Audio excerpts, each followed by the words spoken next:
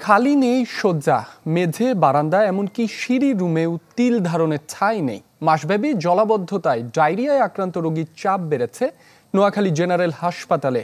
অভিযোগ রয়েছে অপরিচ্ছন্ন পরিবেশ ও পর্যাপ্ত ওষুধ না পাওয়ার।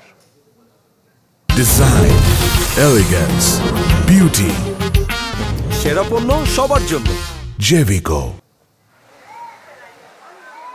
মায়ের কোলে ডায়রিয়ায় আক্রান্ত শিশু রাফসান। স্ট্যান্ড না থাকায় স্যালাইন হাতে দাঁড়িয়ে বোন হাফসা। নোয়াখালী 250 শয্যা জেনারেল হাসপাতালে অনেকের অবস্থাই এমন। ওষুধে কিছু দেন, শুধু স্যালাইনে একটাই দিচ্ছে, এখনো কিছু নাই, দড়ি রাখার লাগে। ডায়রিয়া ওয়ার্ডে খালি নেই কোনো বেড, মেঝে, বারান্দা, এমনকি সিঁড়ি রুমেও নেই তিল ধারণের ঠাঁই।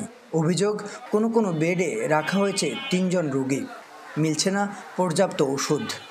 এই যে ওষুধ, এগুলো আমি বাইরে থেকে কিনে আনছি, আর এটা দিচ্ছে আমার, আমি এই লতাটা পর্যন্ত বাইরে থেকে কিনে আনছি। এখানে নার্সরা কিছু আছে, ওরা নিজেরাই টাকা চায়, টাকা দিলে তারপরে ওরা আপনার স্যালাইন দিবে, তারপরে বিভিন্ন যত কিছু প্রয়োজন এগুলো দিব।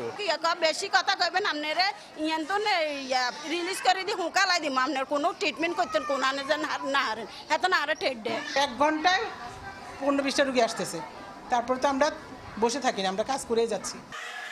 হাসপাতাল কর্তৃপক্ষ বলছে মাসব্যাপী জলাবদ্ধতায় বেড়েছে ডায়রিয়ার প্রকোপ, তাই কিছুটা হিমশিম অবস্থা তাদের। এই মুহূর্তে আমাদের ওষুধপাতির কোনো সমস্যা নাই, আলহামদুলিল্লাহ পর্যাপ্ত পরিমাণে আছে। আর বিভিন্ন অভিযোগ, যেটা ওই যে সিট বিক্রি করার বিভিন্ন জিনিস নাস্তা, সেটা থেকে অনেক কিছু অভিযোগ আসে। এটা যদি আমাকে লিখিতভাবে, এমনি মুখে তো বলে, অভিযোগ আকারে যখন আসবে আমরা সুষ্ঠু তদন্ত করে এটার ব্যবস্থা নিব।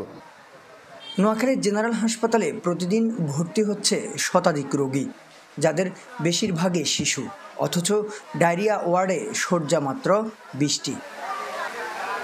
সুমন ভৌমিক, চ্যানেল 24, নোয়াখালী।